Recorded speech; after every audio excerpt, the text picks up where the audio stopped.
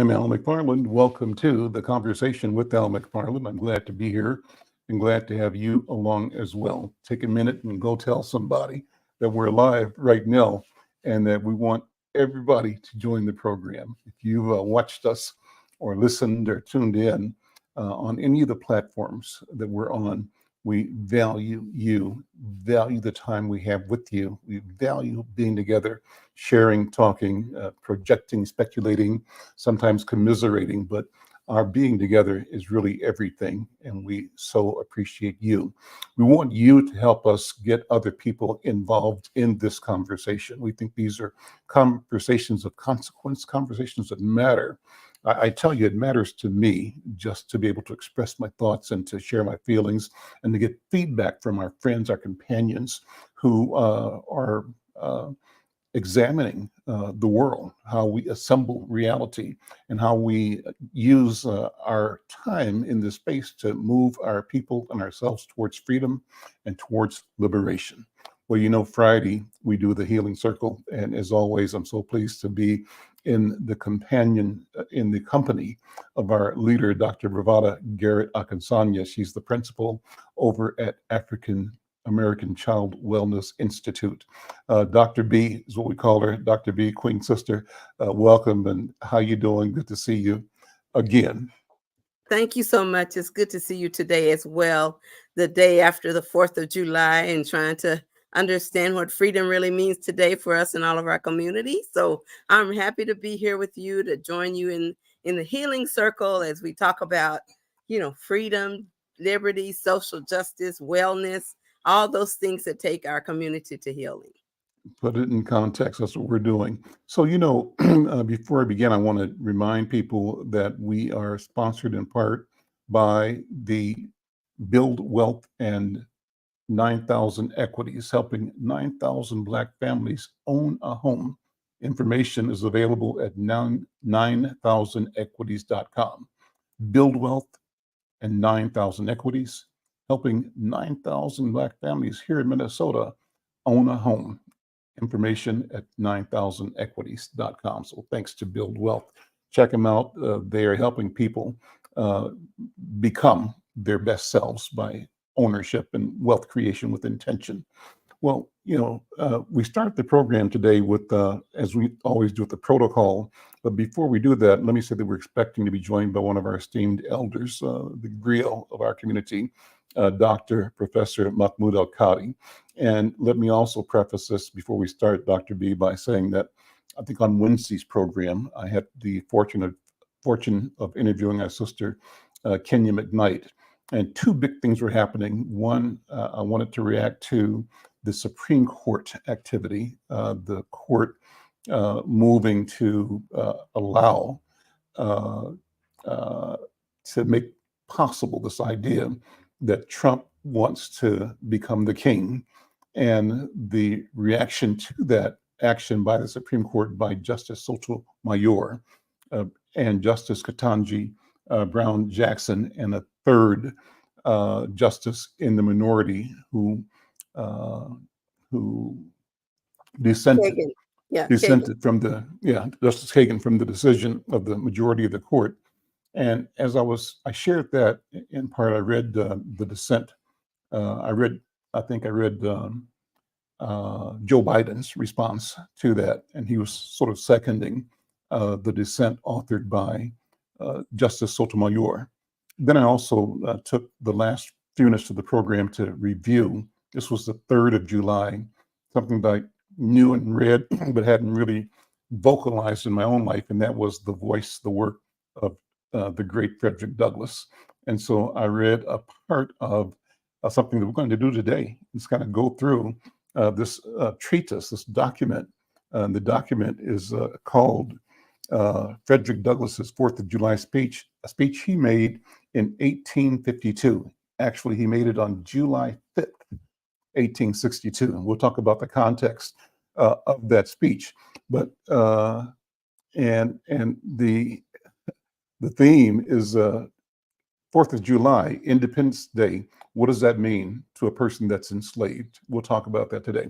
But let me stop there and let me ask you, Dr. B, if you would initiate the protocol, how we do this. Okay, so thank you so much. I once again ask us to just take awareness of where we're sitting, look on the side of us Mm. and behind us. Feel fairly squarely seated in our chairs, having an awareness of our bodies in the chair, of our feet on the floor, an awareness of our breathing as we inhale, hold it, and let it go. And just do that a couple more times. I invite the audience, just inhale, hold it, and let it go. And as we inhale, the stress of the day and the feeling toward having this discussion, let's let go of all anxiety, shame, fear, as we inhale hope and wellness, recovery, reparation, and let it go once again. We join today in this sacred circle, this healing circle where all people belong. And in this circle, there is no beginning, no end, no top, no bottom. Everyone has equal access to voice and shared power, which is the center of the circle.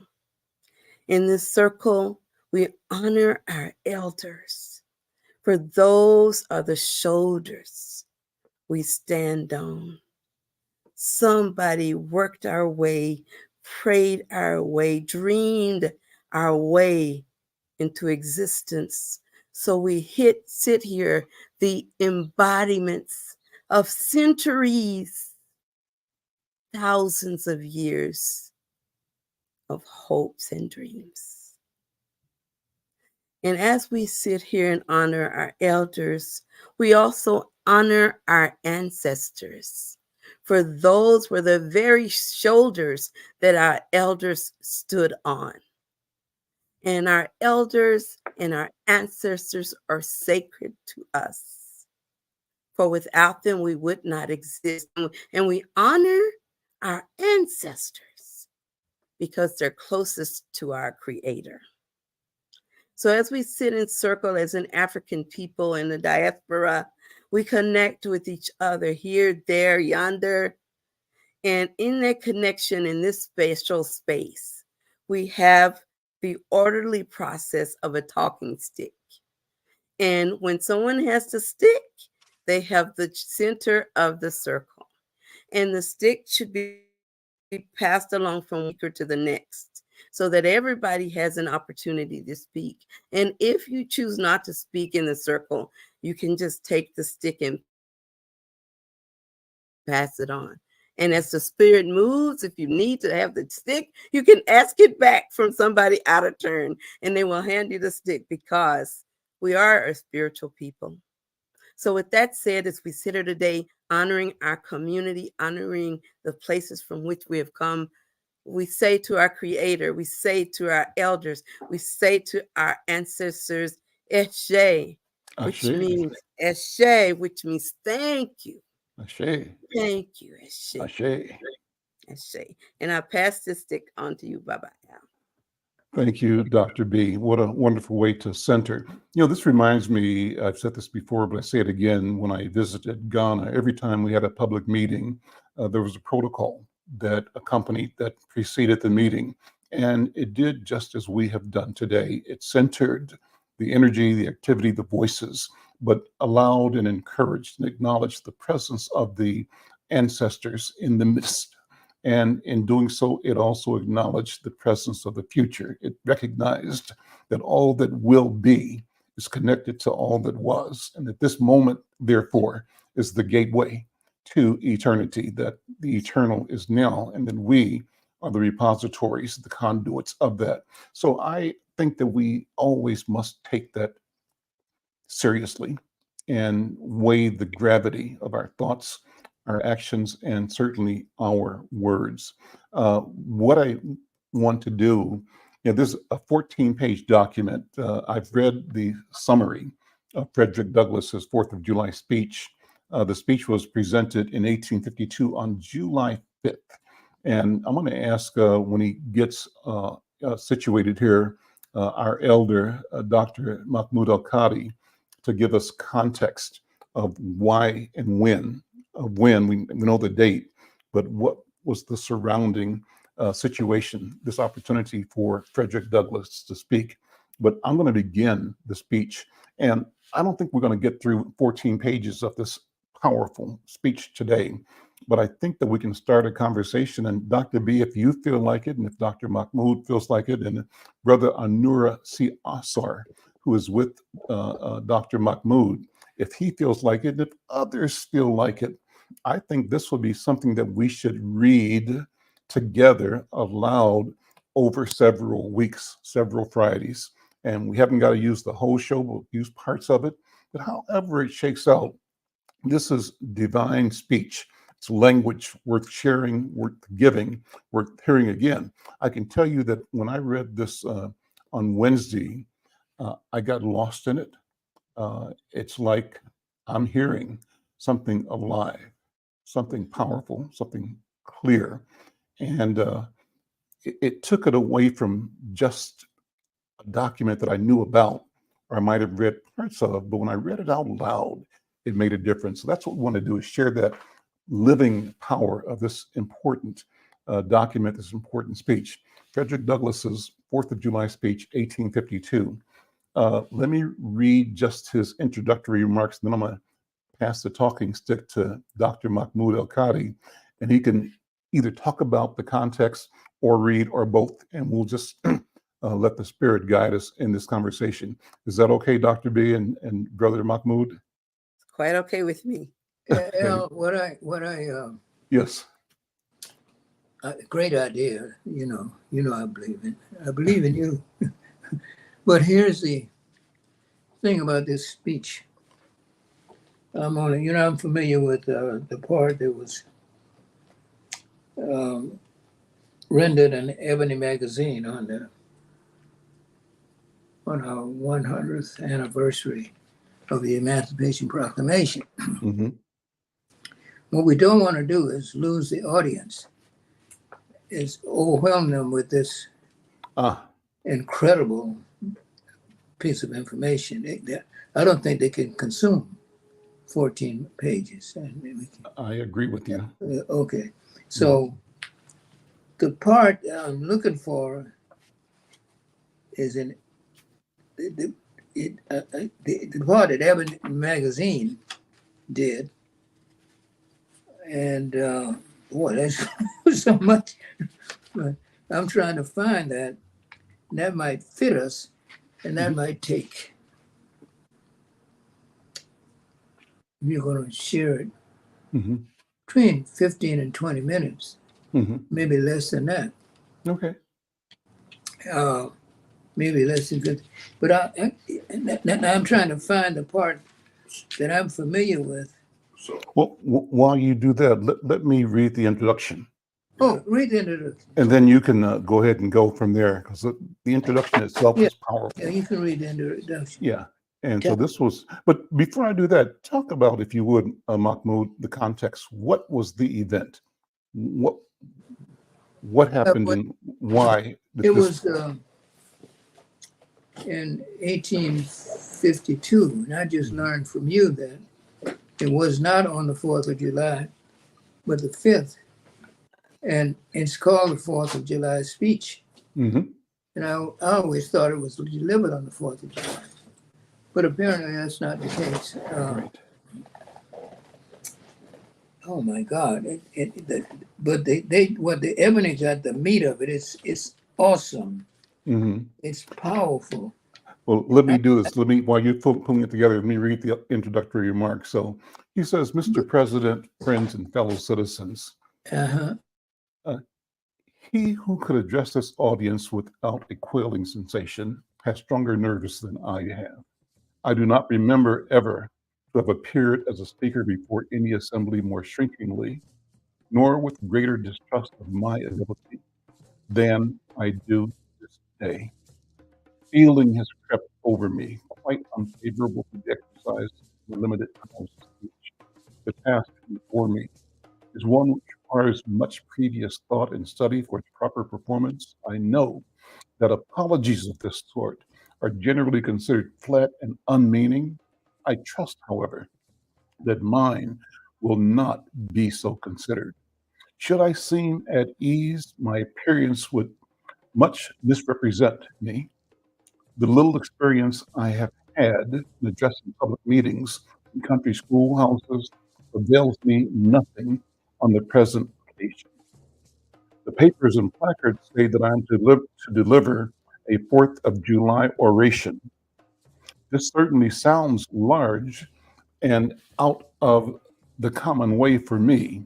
It is true that I have often had the privilege to speak in this beautiful hall and to address many who now honor me with their presence, but neither their familiar faces nor the perfect gauge I think I have of Corinthian Hall seems to free me from embarrassment. The fact is, ladies and gentlemen, the distance between this platform and the slave plantation from which I escaped is considerable, and the difficulties to be overcome in getting from the latter to the former are by no means slight. That I am here today, to me, is a matter of astonishment as well as of gratitude. You will not, therefore, be surprised if in what I have to say I evince no elaborate preparation nor grace my speech with any high-sounding exordium. With little experience and less learning, I've been able to throw my thoughts hastily and imperfectly together, and trusting to your patient and generous indulgence, I will proceed to lay them before you. This, for the purpose of this celebration, is the 4th of July. He's saying this is the 5th, this is the day he's delivering this. He said, but for the purpose of this celebration, today is the 4th of July. It is the birthday of your national independence and of your political freedom. This to you is what the Passover was to the emancipated people of God. It carries your minds back to the clay and to the act of your great deliverance, to the signs and to the wonders associated with that act that day. This celebration also marks the beginning of another year of your national life and reminds you that the Republic of America is now 76 years old. I am glad, fellow citizens, that your nation is so young. 76 years, though a good old age for a man, is but a mere speck in the life of a nation. Threescore years and 10 is the allotted time for individual men, but nations number their years by thousands. According to this fact, you are, even now, only in the beginning of your national career, still lingering in the period of childhood. I repeat, I am glad this is so. There is hope in the thought, and hope is much needed under the dark clouds which lower above the horizon. The eye of the reformer is met with angry flashes portending disastrous times, but his heart may well be lighter at the moment, at the thought that America is young and that she is still in the impressible stage of her existence. May he not hope that high lessons of wisdom, of justice and truth will yet give direction to her destiny. Were the nation older, the patriot's heart might be sadder and the reformer's brow heavier. His future might be shrouded in gloom and the hope of its prophets go out in sorrow. There is consolation in the thought that America is young. Great streams are not easily turned from channels worn deep in the course of ages. They may sometimes rise in quiet, stately majesty and inundate the land, refreshing and fertilizing the earth by their mysterious properties. They may also rise in wrath and fury and bear away on their angry waves the accumulated wealth of years of toil and hardship. They, however, gradually flow back to the same old channel and flow on as serenely as ever. But while the river may not be turned aside, it may dry up and leave nothing behind but the withered branch and the unsightly rock to howl in the abyss sweeping wind, the sad tale of departed glory, as with rivers, so with nations. Last paragraph, and I'll stop. I'll be two more paragraphs here. Fellow citizens, I shall not presume to dwell at length on the associations that cluster about this day.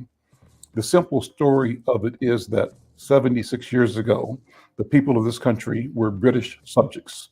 The style and title of your sovereign people, in which you now glory, was not then born. You were under the British crown. Your fathers esteemed the English government as the home government and England as the fatherland.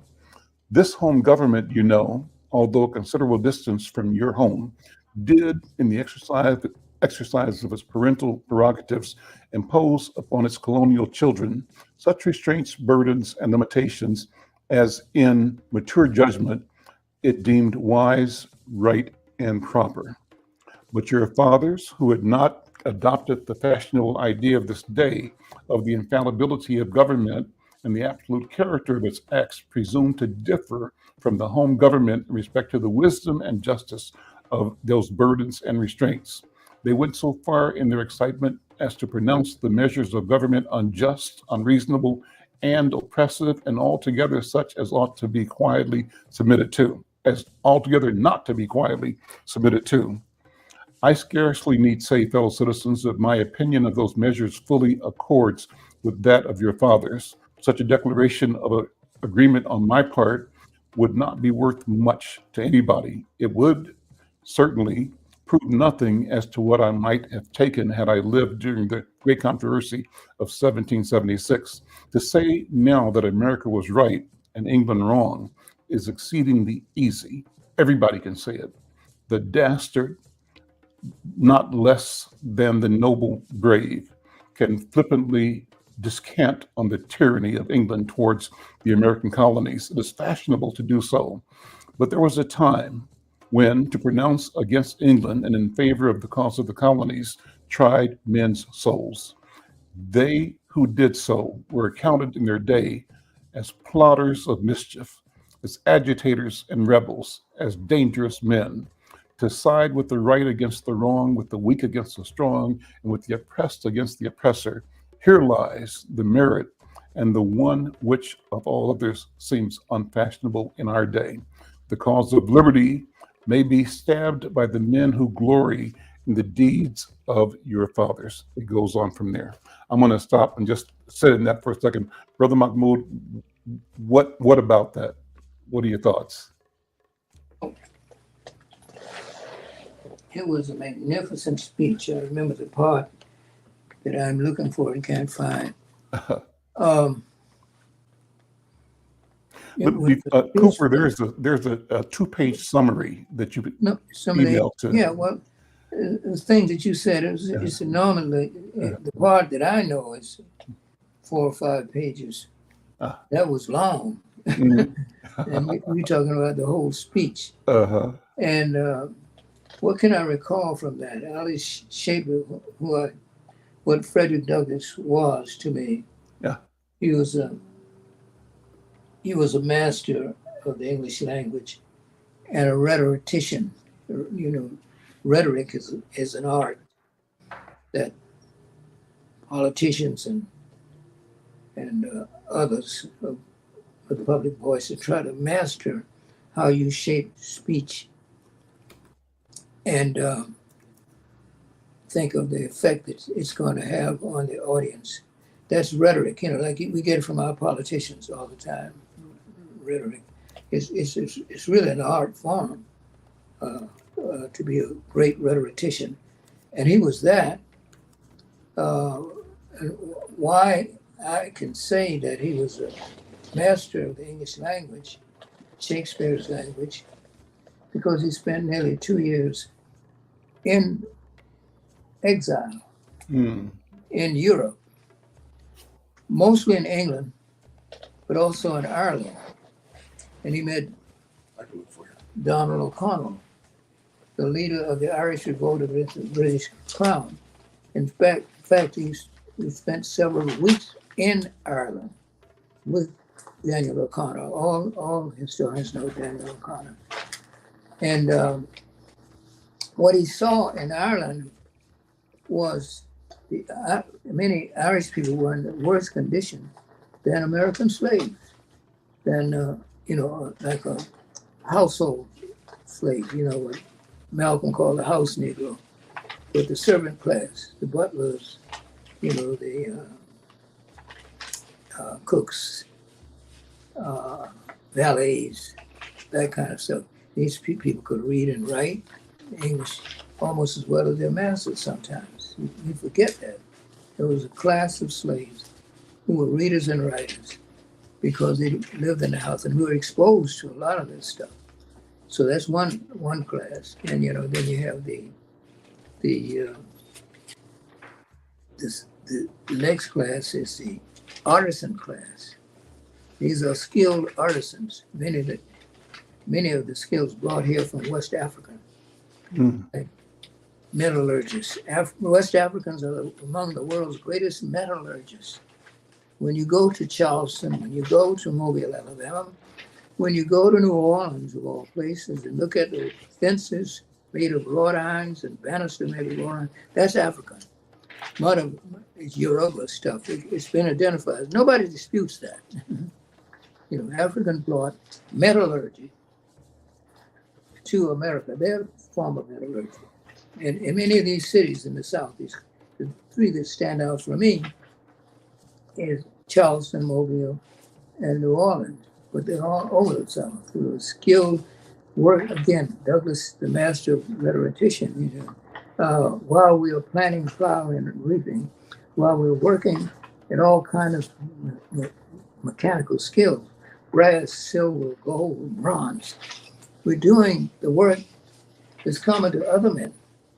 And yet we're called upon that we are men. We already doing this. That's the missing part of our narrative, is we've got to raise this, the idea of the skilled artisan class.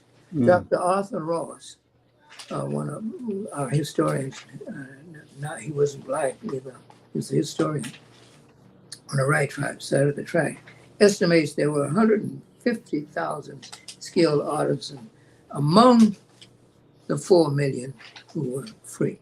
And that's who built Monticello, Montpelier, Mount Vernon, all these, Jefferson's estate, about that, Mount Vernon, Washington's estate, all of it built by skilled black artisans. So that's and Douglass had an awareness of that. So he spoke of the artisan class in one of his speeches. And so he was trying to say that we can do all things common to other men, and yet we're called upon to prove that we are men. We're already doing this, And I know it's off the question a bit, but no, that's perfect. African Americans are unique in the history of the human species in that we are a people who have been de-skilled. In other words, we had more skills, speaking of skilled artisans, than we were able to develop in freedom. Partly because, you say, of organized labor. The FFL is the part of labor that organized skilled artisans. One of the first things they did was racial exclusion policies. That was in about 1884. So all these skilled artisans couldn't keep up with the Industrial Revolution because they wouldn't let them in. And there are a few, in the house that I live in until I was about 8 years old. One of my childhood memories is Mr. McPherson, who was an electrician who wired our house. We didn't have original electricity. He was like a legendary figure, Mr. McPherson, because he was a skilled artisan. He's one of them. The man who taught me how to fix shoes when I was 9 years old, his father and father's father were shoemakers. And he passed it down to young boys like myself and Bojo and Bill. He trained them. Mr. Bing trained them because he inherited that tradition. That happened in many, many fields. And the one that lasted or carried over was barbering. The biggest barbershop in Savannah, Georgia, in the town in which I was born, was a 10-chair barbershop on Broughton Street, headed by a black man. Name was, I'll screw his name up, but Franklin or Frank Ford. And I saw this as a child. Sure. So barbering was a trip. He mastered anything dealing with metallurgy. My father was an automobile mechanic, not mechanic, but a body and fender man. He and his brother opened a business dealing with metal. They knew they were good. So we got a lot to come up with. Well, Frederick Douglass was a universal mind. Let me get back to him. That he, in my opinion, he was equal to any American who used the English language. And I'm talking Thomas Jefferson. Sure. And I'm talking Abraham Lincoln, who was a master of the language, with probably what amounts to a year of formal education. So much for education. I mean, I just saying, you got to explain Lincoln, who in his lifetime went to school no more than a year, a little more than a year, when he was married to books. Yeah. And he is, if you ask, who is the greatest president in terms of using the English language, they would say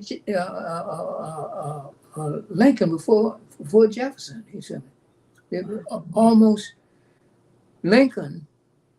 I'm getting off the track, but he is the third most written about man in history, excluding Jesus and the Prophet Muhammad.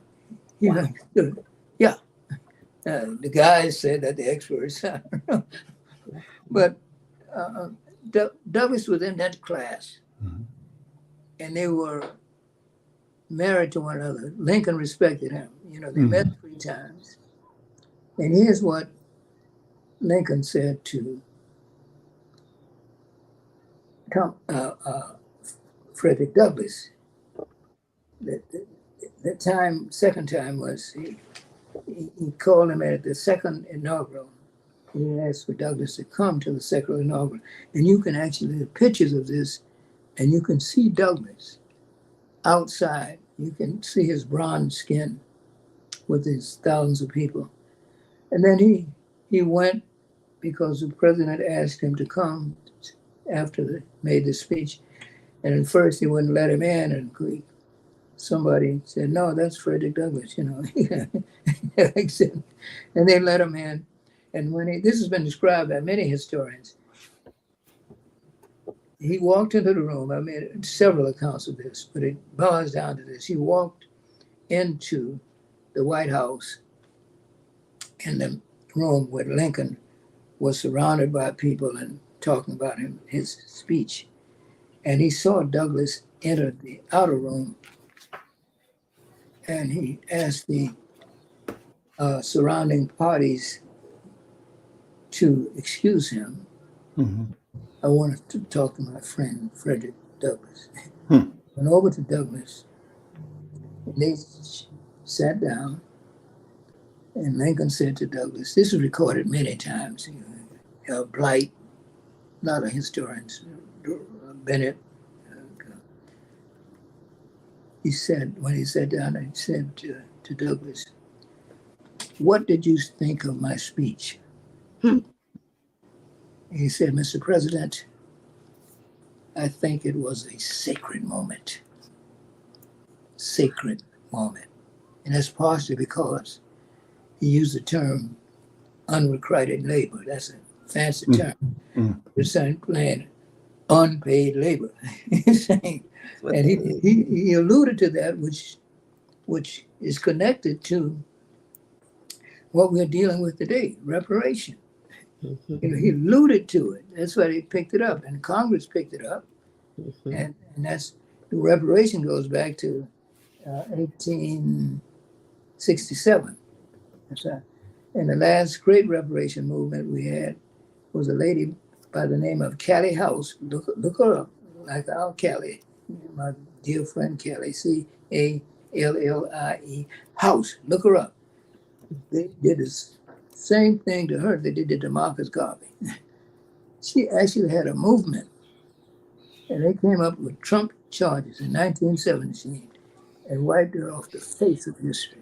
Callie House. That's where we should reference the reparation movement, going back to the 20th century. It was put on the books by Congress, by the radical Republicans, by Sumner, Thaddeus Stevens, and they were radical Republicans, and they wanted to do the revolution right. In fact, other people call it the second revolution, because of the unfinished work, the historians. We're dealing with this now, folks. We're dealing with Frederick Douglass at this moment. That's right.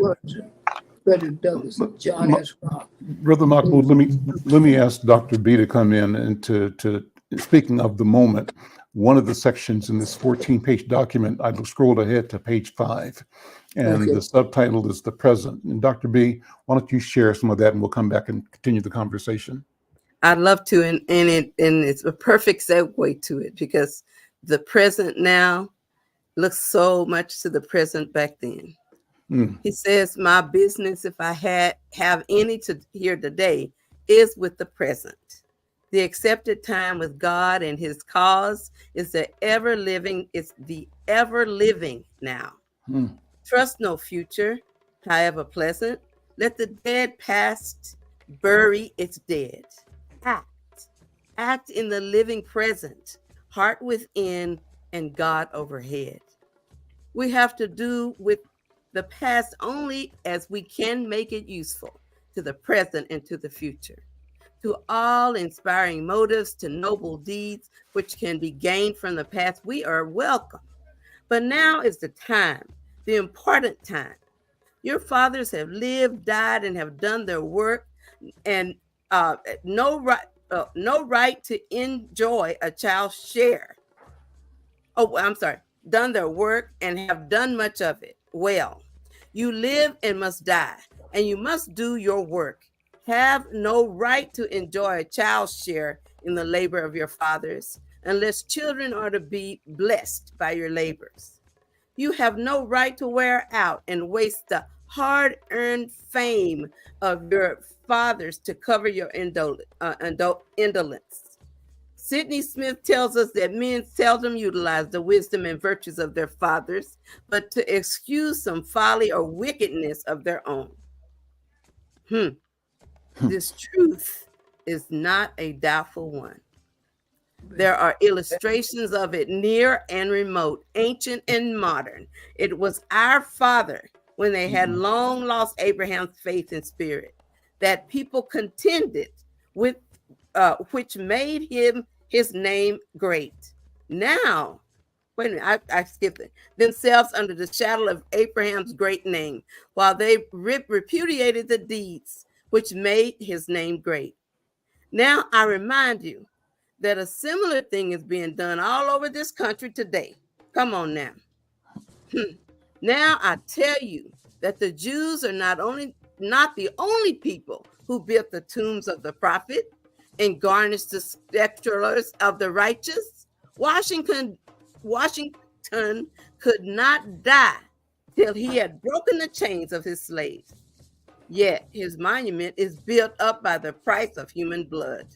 And the traitors in the bodies and souls of men shout, "We have Washington," to our father. Alas, that it should be so. Yet, so it is. Now here, I think the part that stands out for me is the part when he said, you live and must die, and you must do your work. Because right now we're kind of floating on what people tell us instead of doing the work of doing what we're doing in here, digging into our own history, finding out the truth about where we came from, who we are, and where we're supposed to be.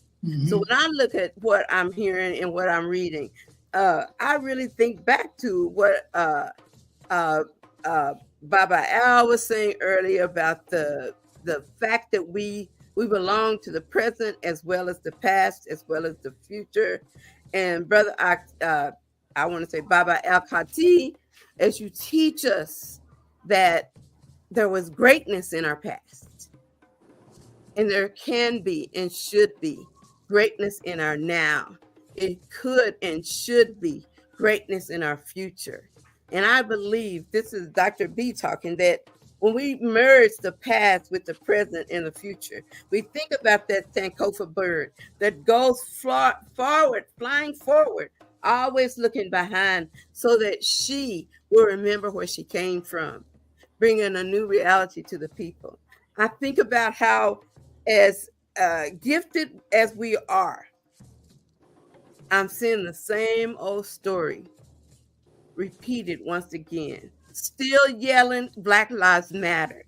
Still yelling, we have a right to life. Still yelling, as the abolitionists did, am I not a brother? Am I not human too? So I'd like to take that discussion a little further when we talk about this speech, when we think about whose liberty was it we were celebrating yesterday. That's what I'll pass the talking stick to Brother Akati. Let me say this. Thank you so much, Sister Akasanye. I haven't seen you in a while. I know. Let me tell you, you hit the nail on the head about history and being in the present.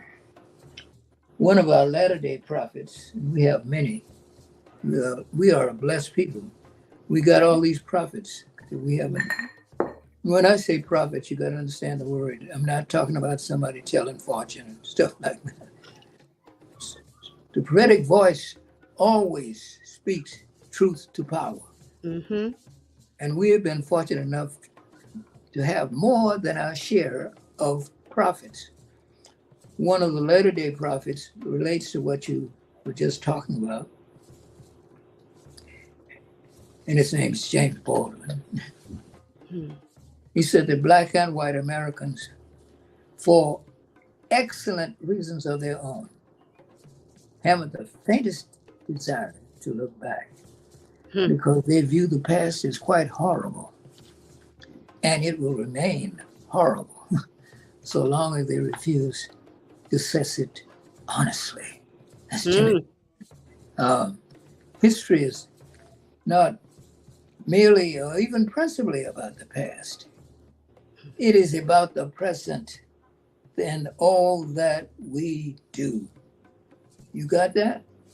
My teacher, John Henry Clark, taught that history is like a clock.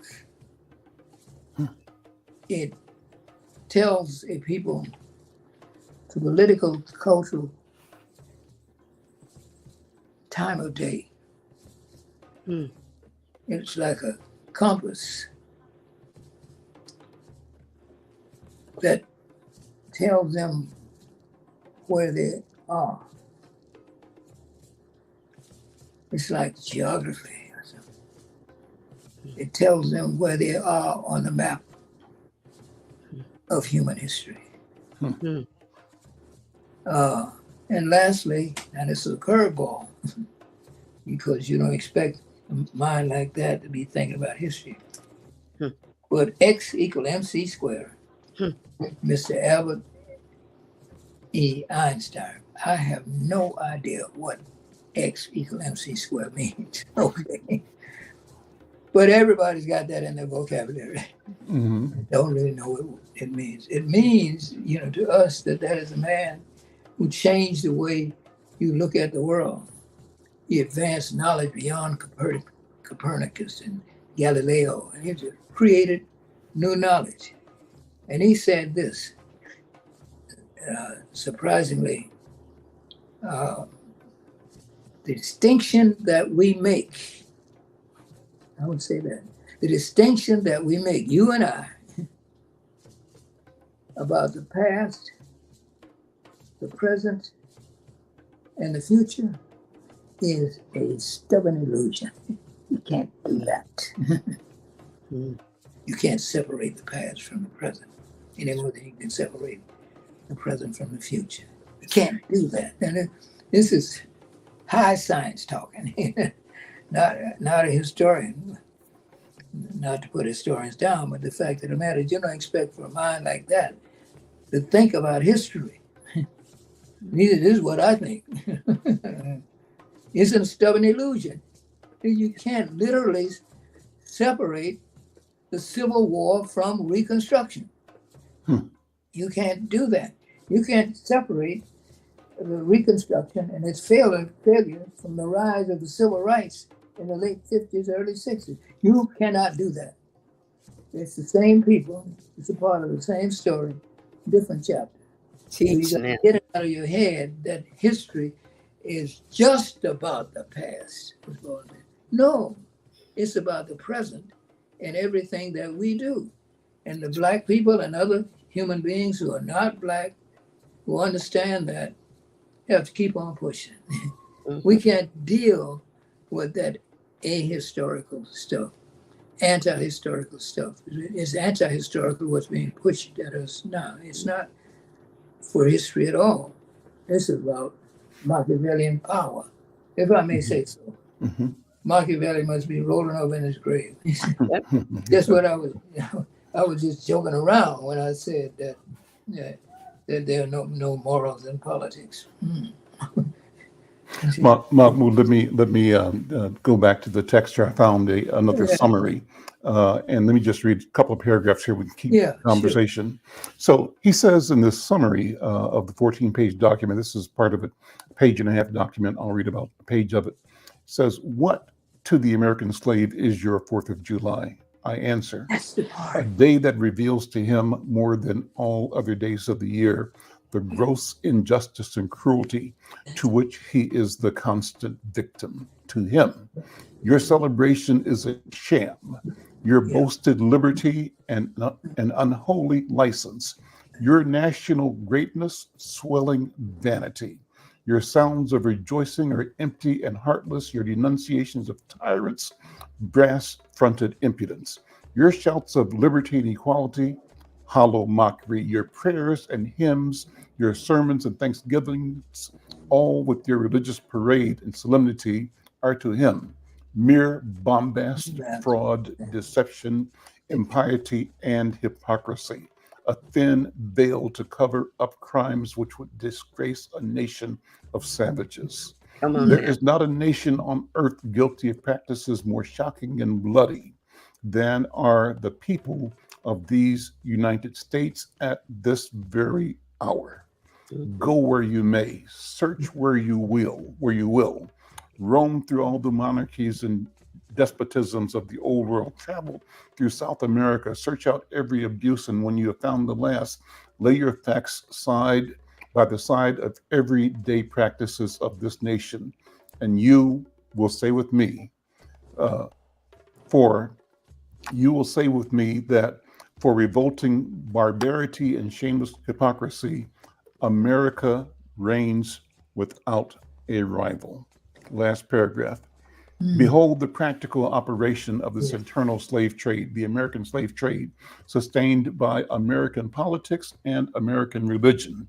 Fellow citizens, this murderous traffic is today in active operation in this boasted republic. I see the bleeding footsteps on the way to the slave markets where victims are to be sold like horses, sheep, and swine.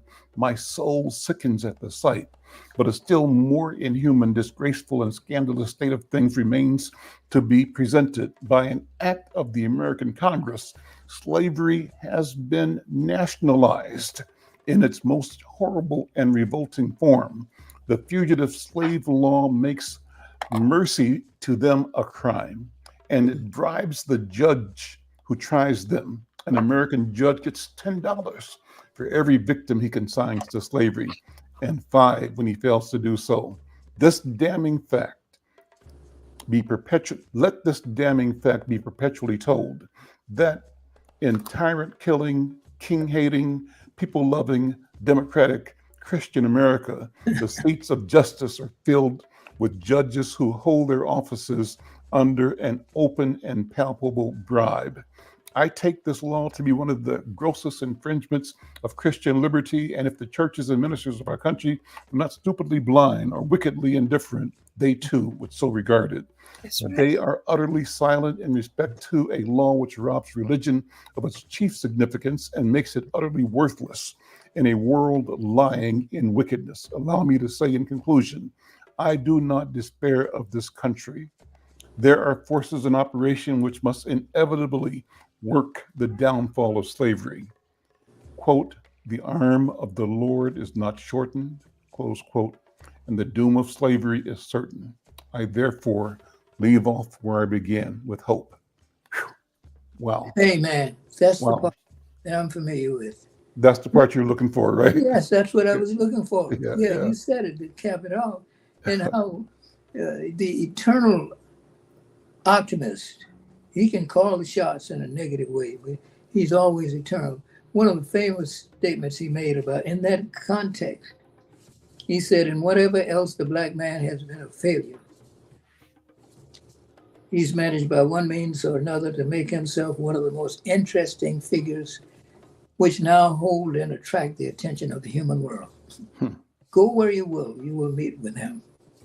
He's present and alike in the study of the learned, as well as in the playhouse of the gay and the thoughtless. He's pictured on our street corners, and hear him in the songs of our marketplace. The snob and the flunky affect to despise him. The low and the vulgar curse him. The mean and the cowardly assault him, because they know that his friends are few, and that they can abuse him with impunity and with the applause of the coarse and brutal crowd. But the black man, like iron or granite, remains strong, cool, imperturbable, and cheerful. Boom, in your face. Drop the mic. In your face. Boom. Whoever you are, George Washington or Thomas Jefferson, whoever great slave makers are, in your face. That's what he said. That's what he said. That's my retort. So, Dr. B. and Mahmoud, when I read this, when I read it, I'm number one, amazed at his craft with words, with language, as you said, powerful. I need a dictionary alongside me to understand. I gloss over some words that I'm not clear about, but that's just amazing. But number one, the language, the grasp of reality, the expanse of his vision, and his ability to weave the parts together in a way that make a perfect sense, that blast and condemn to hell the hypocrisy of white supremacy. And he brings it, as you said, Dr. Mahmoud, right to their face. The question becomes, how healing is that? And that really is not the exception to the rule. I think that that's how we were, and that's how we are. We fail to acknowledge and accept that that is our true identity, our true modality for navigating this history, because we are at the same time constantly barraged with negative information that attempts to derail and devalue our spirit, our soul, and our history. They want to rob us by depriving us the ability to broadly express the philosophy of existence itself that we have been the authors of. They rob it and sell it back to us, but as if they were the authors of it. We are changing that, and we have the time, the resources, the technology to once again reinvent humanity. What do you think, Brother Mahmoud, Dr. B, in the spirit of healing? That's something else. You go ahead. Let me just say this, that let my elders, because I have no space to touch what you two brothers are saying up in here. All I can say is what I see now is the need to erase us. The need to erase. That's why we're burning books. Who the hell burning books? They want to erase that reality that Baba, Professor El Khati just mentioned. the reality of our greatness and our divinity on this earth that impermeates all of that hate. They want to break it. And they've used, and I say they, I mean this American quote unquote dominant culture, white supremacist society has worked so hard to erase our Blackness. But thank goodness, no matter where you go, that Blackness goes with you. And with that, as far as I can contribute to this conversation as a psychologist, I know the psychology of being erased, but they can't erase it. No matter what you put with Black, it's going to be Black. So I'm passing it to bye-bye El Kati. That's all I'm saying. Oh, boy. You said it well. That's so true. These intangibles, Ralph Ellison responded to that when he said, I'm tired of people telling me how difficult and how tragic it is to be a Negro. I'm sick and tired of that. There is something good about being Negro. That is his will, his creativity, his desire to make a harmonious world. He has style and grace and beauty. And the world can see that. I would add, Ray Charles can see that, That's us. He said, that we are, he was describing what it means to be beautiful. Black is beautiful. There's something good about Negroes in their soul, their style, their grace. The people or your enemies can't help but imitate you. Think about that. We're supposed to imitate him, but on the other way around, it wouldn't have any music that would be called original in America if it weren't for the presence of Africans. It wouldn't be here. I didn't say that. You have to go to the Europeans. They said that. The only original American art was created by the American Negro in music. That's what the Europeans said. Go argue with the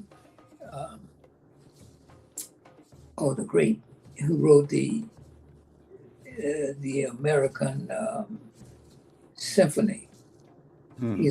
He was one of the masters. He one of the Bernstein, Leonard. No. Leonard. This is Europe. I'm talking about the real master. Okay. Yeah, Bach, Beethoven, Brahms didn't ever come here, but he came here. He was a Czech or a Bohemian, and lots of people know he spent a 3-year residency in America.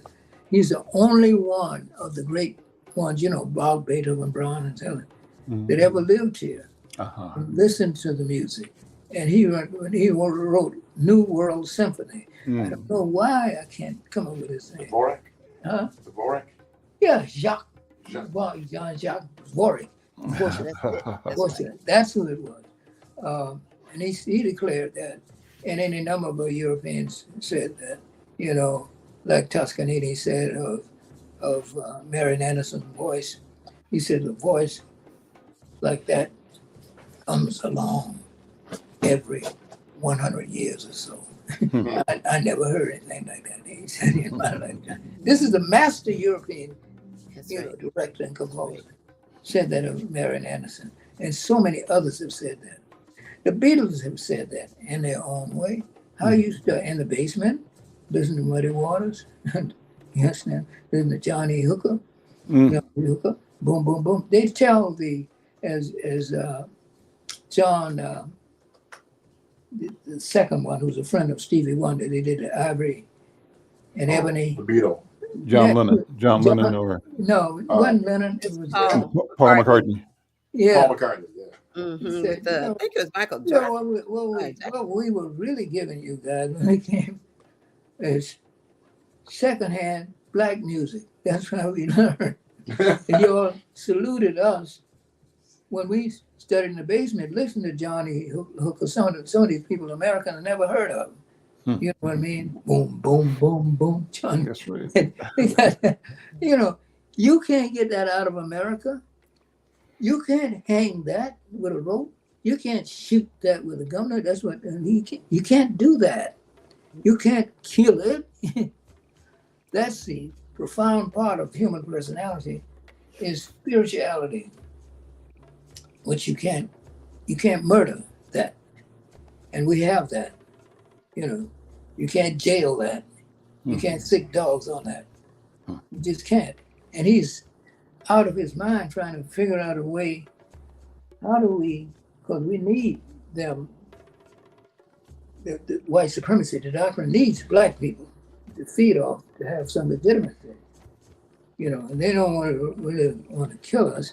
They want to keep us in limbo. It's not like the Native Americans, whom they decided Exterminate. to exterminate, you know, that, and of course, you know, Hitler got some ideas from America about extermination. That's now becoming more generally known. That's where he borrowed the system of race and so forth from the United States of America. So the Germans invent that. They carried a step further than America, and they racialized like Jewish people. Everybody who knows anything about religion knows that Jewry is a religion. It's not a race, but he made them a race. Black people been made into a race. We're not a race. We're a people, as all human beings get their name from geography, language, sometimes religion, rituals. You understand? The traditions. That's what make up peoplehood. So when you say black, you're talking peoplehood, you're talking culture. You're not talking genetics. You're not talking skin color. That's been based on us. That's what we're fighting about. That's what Black Power was about. Yeah. Is to get rid of. That's what getting rid of Negro was about. The black people are coming into consciousness. No, they weren't no Negroes came from Africa. Never met one. I've been to Africa 5 times. Never saw one. I mean, I saw people like, but you did not call an Ashanti a Negro. What? I said, well, you know, I'm saying, you know, back in where I live, you're a Negro. No. I'm Ashanti. Proud Ashanti. You know, get a chest stick out and all that kind of stuff. And that, but we're dealing with that too. And this is why he's going crazier. He's losing the power of definition. And again, the prophet James Baldwin said, what shall we do? He said, contest the definitions, overthrow the definitions. The bottom line of all of this is to liberate the children. That's what you're supposed to be doing. You're on the case, both of you. It's the children we're fighting for, yet unborn. Jimmy Baldwin is a modern prophet. To me, you know, if I say prophecy means speaking the truth to power, unadorned, unafraid, morally conscious of what he's doing, and owes to some moral principle. The prophet always has to. He can't change his mind like Donald Trump every 2 minutes and stuff like that. That's immoral behavior. That's not moral behavior. That's amoral. That's what Machiavelli taught. You know, you learn how do you run a state successfully. You gain, maintain, exercise power. There's no morality in politics, according to Machiavelli. He said it 4 or 5 different ways, different times. That's what we're witnessing now. We're on the first page of a Nazi regime in America. It will be declared if this guy gets elected again, because it's all going toward that. The bigger question is, what are you and I going to do in this last chapter for white people? What are you going to prepare? This thing is going to Supreme Court. There's a bunch of Nazis, except for 3 or 4 of them. I mean, Nazi ideology. They submitted to it. You know, to hell with law. Is what make them. You know, and this guy's got the court. He's got the executive branch to be, and the House. The only major institution he hasn't captured is the media. Is New York. Once the New York Times falls, he can declare himself anything. Napoleon, Hitler, Attila the Hun, who are dictators. and the power is in one man. That's where we're headed. Yep. And this is cultism. He's the head of a cult. They really don't care that much about Trump, but he is very useful because he's decided to do what others have done. My trump card is always the Negro, the blacks. If I can't find it anywhere else, find it with them. We are in Monday's paper raising the voice, I dissent. And the question is, will we have a king who's above the law? And that ties so much into this presentation today, the review and the reading of the Frederick Douglass speech, 4th of July speech from 1852. So, Brother Mahmoud, you're saying, what are we going to do? And the justice and the president are saying, I dissent. And I think the message for us is that, and you called it when you said, if we lose the power of the press, the whole game goes, right? And so our job, my job as a reporter and a newsman is to present the voice of dissent and to challenge that. The second thing, let me close with this. I wanted to pull one more thing up, Mahmoud. You and I talked about this before, and so have you and I, Dr. B. Here's a picture, but you talked about the mission is to teach the children, liberate the children, right? And so this is me, Mahmoud, in the middle with my knees crossed there. To my right, my twin cousins, and to my left, my sister, but we're all sitting on the cousins on the ground floor at what we call the Powell House. The dean of our family was Mr. Powell, who owned a barber shop and a pool hall and a restaurant and a dry cleaners on 18th Street in Kansas City, Missouri. But on that divan, we called it, besides Mr. Powell holding his daughter, his wife, my aunt, Mrs. Powell, and her mother, we called her Big Mama, right? And then Big Mama's arm is around her mother, Lizzie. Lizzie, Elizabeth Harrison. Then my mother, one of my younger brothers, and one of Lizzie's sisters. Lizzie Harrison was born in 1859. Wow. This picture was about 1954. Maybe 53, because I was born in 47. I'm probably 4 years old at that time, so it might be 51. I'll go back. I didn't mean to do that. Bring the picture back, Cooper. I didn't mean to. Okay, so what grabs me, Mahmoud, is that this woman that I knew and talked to and hugged and who hugged me, when she was born, she was the property of other human beings. Something. Yep. Yeah. That's how close this is. It's not over. Right. It's not over. Am I mad? Yeah, I'm still mad. Yeah. Yep. I'm still mad. And so your prescription is absolutely correct. Her mission was liberating the young people. Yeah, it is a good image. And our mission, therefore, must be to liberate the young people. With that, Mahmoud, let me ask you to close us out with a thought or a phrase or feeling or instruction. Well, we're lucky again of having these great prophets, love warriors. And there's so many of them. Sometimes I feel I want to holler. I feel like Marvin Gaye, Right, like you want to holler, because you're so blessed and you don't know what to pick from. You got, But I think that it said so much. Langston Hughes plays a role in our lives. Yeah.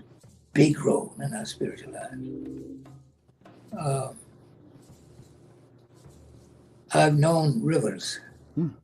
Both things when he was 16 years old. I've known Rivers as ancient as the world and as ancient as the flow of human blood and human veins. My soul has grown deep like rivers. I looked upon the Nile and raised the pyramids above it. I built my hut along the Congo, and it lulled me to sleep. I heard the singing of the Mississippi, and old Abe Lincoln came down to New Orleans.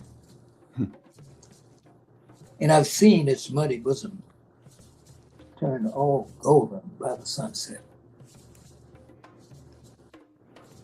I've known rivers, ancient, dusky rivers.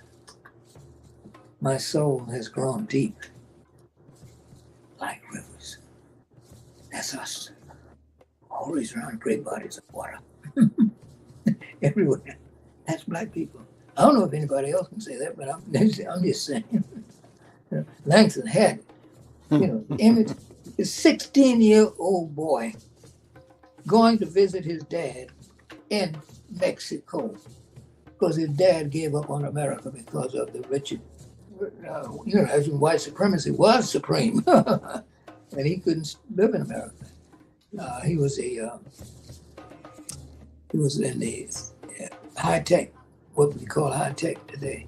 That's so he went to make his living in Mexico. That's where his parents were divorced. That's where Langston's supposed to go and do his work. And he came back to Columbia, and then he went to Lincoln, his HBCU, Langston Hughes, and he met beautiful people there, African leaders. That when they were only a handful of Africans like Nkrumah and Ezekiel, and there's always been that connection. Okay, Al is a part of the religion. Of a newspaper. You know, he goes back to 2009. I mean, 1809.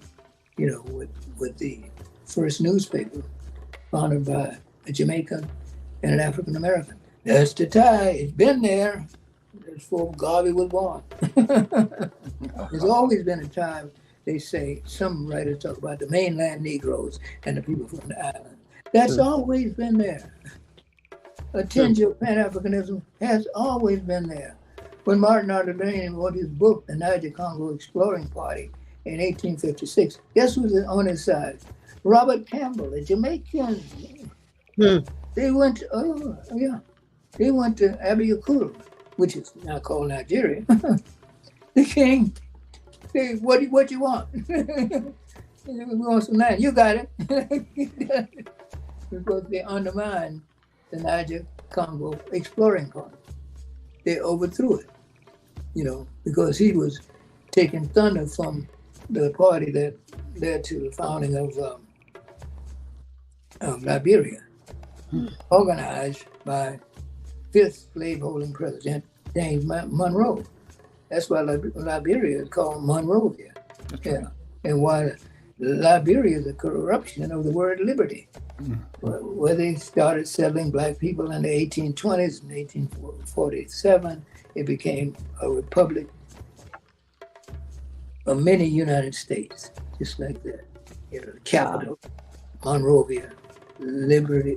Liberia is a corruption of the word liberty. But it was orchestrated by slaveholders. And that was in the minds of people since Thomas Jefferson. Where to do with the Negroes? Jefferson said, we can't live in a democracy together with white and black. That's improbable. That's unlikely. It can't. Why? He said, because the prejudice is so deep by white people, it will never go away. And the black man will remember the 10,000 wrongs. That'll never go away. So I'm for getting him out of here. Get rid of them. Next week. Yeah, well, it's going to be a race war. And he said, well, now remember when Jefferson was talking, that was very real. That's why history is important again, about context. Black people at that time, you kind of 1, 2, 3, 4, fifth one is a black person. In the whole country. First census was in 1790. one out of every black people represented one out of, you count 5 people on the continent. That's right.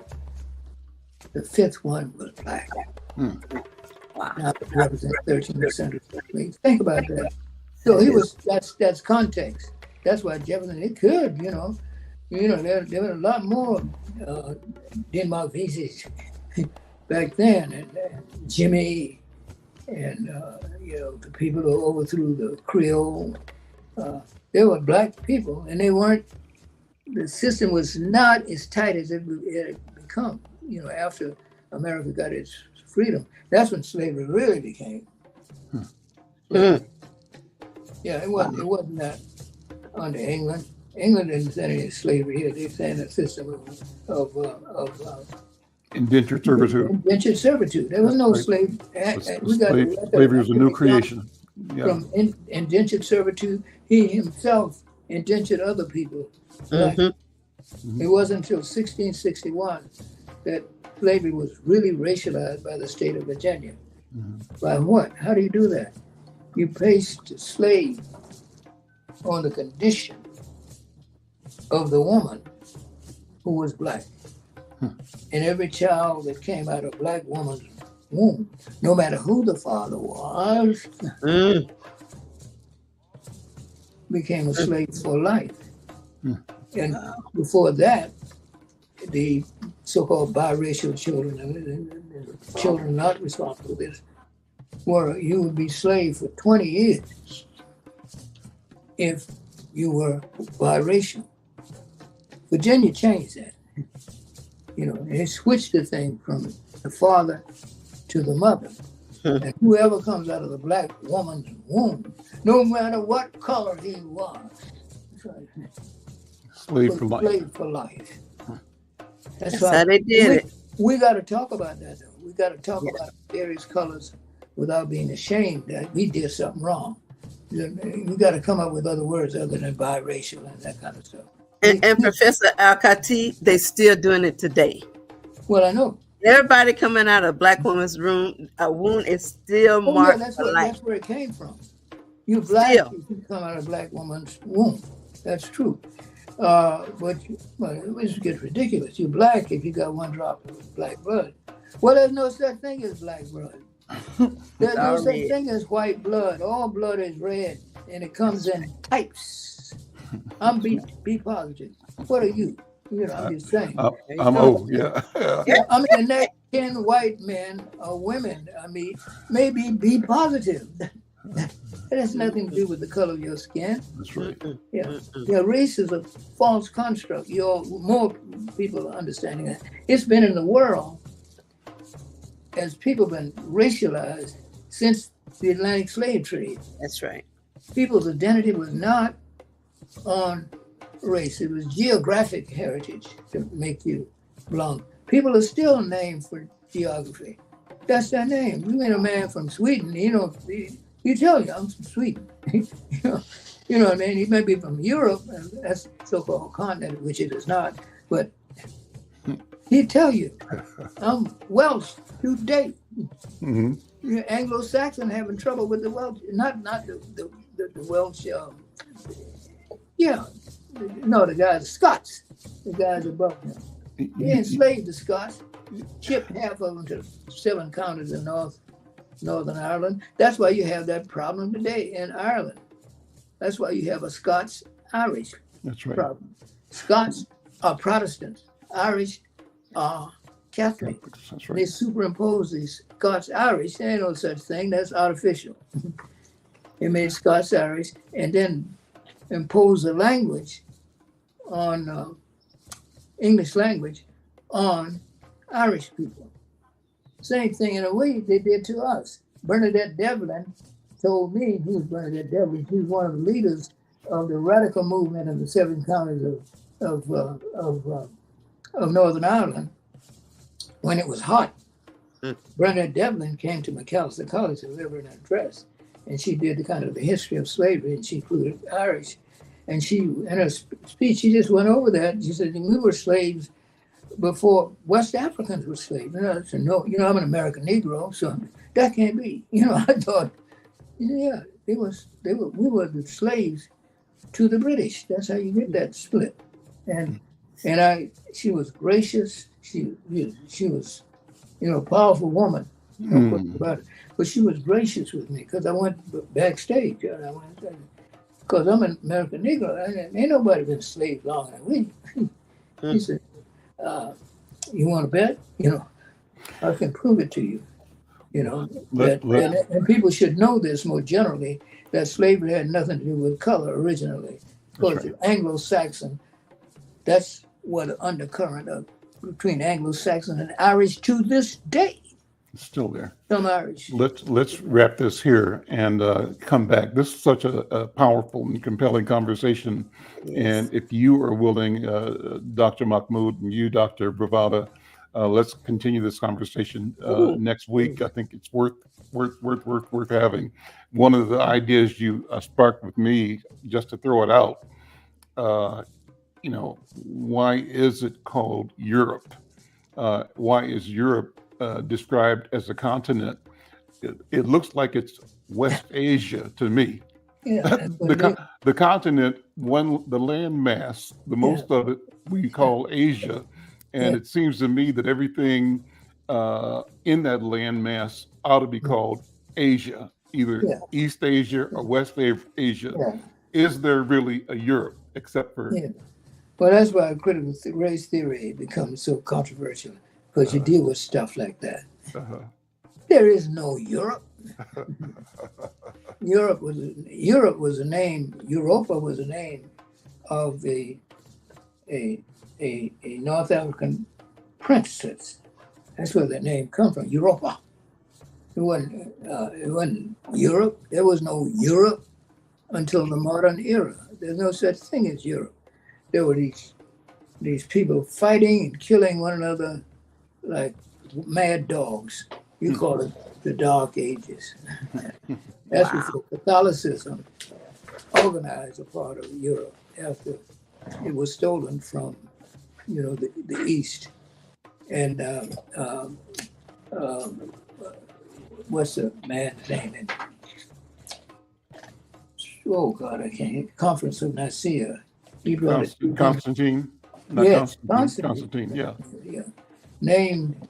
He made it a state religion after he became Christian, in order to rule the people, because the movement was moving. They couldn't stop it. So if you can't be, they come what? Join them. So and they declared it a state religion. And everybody must be, Romans are nothing but pagans until the mystical body of Christ appeared in human history in Palestine. You asked me what Christ looked like. He didn't look like Charlton Heston. I'm pretty sure about that. Or he didn't look like Michael Douglass. I think everybody can use their imagination. Anybody, you don't have to, you could call me crazy, but if what did Jesus Christ look like? I imagine from what I know about geography, defining how people look and so forth, I think that Jesus Christ was a sun-baked, frizzy-haired, brown-eyed Palestinian Jew. That's who Jesus was. That's what. So the image in my head, I can do what Michelangelo did. He painted his uncle. Fine. People are nearest you. There's nothing wrong with that. Yeah. This is what I think. But he never saw Jesus. Jesus didn't live in Rome. What are you talking about? That's right. Jesus didn't live in anything called Europe. Come on. Jesus. So when let me interrupt. Just so we meet next week, can we please call that part 2 of this saga of who we are, where we come from, and where we're going? If we don't have you here, I'll have to come to your house and get you, because we gotta keep on doing this. This is too rich. We cannot let it stop here. I could sit with you all night long and hear you talk, because I know you're telling the truth. And you know, my mama used to say, "Oh, you're lying and the truth ain't in you." Yeah, This that's time right. you're telling the truth and the lie ain't in you. So I'm just telling you. Oh, this has been Yeah. so wonderful. I hate to see y'all Yeah, cut it off. we got to wrap it up. But and then our producer Cooper is saying we should have a conversation about the word minority. What does that come from, and what does That's it another- mean? What does yeah. it do to a people? So listen, this is it. We're done. Brother Mahmoud, thank you. Dr. Thank you, B, brother, thank you. for always being on the case. All of us Oh, listening, man. if you are anywhere in the world and you pick this up, drop us a note in the comments, like, share, subscribe to our channel. Let's broaden this conversation. I'm Al Beautiful. McFarlane. This is the Conversation with Al McFarlane. Today, the Healing Circle. Dr. B, Dr. Prabhata Garadakansanya, and Dr. Mahmoud Al-Qadi. We'll see you next week. Take care. Ooh. All right. Bless you. Thank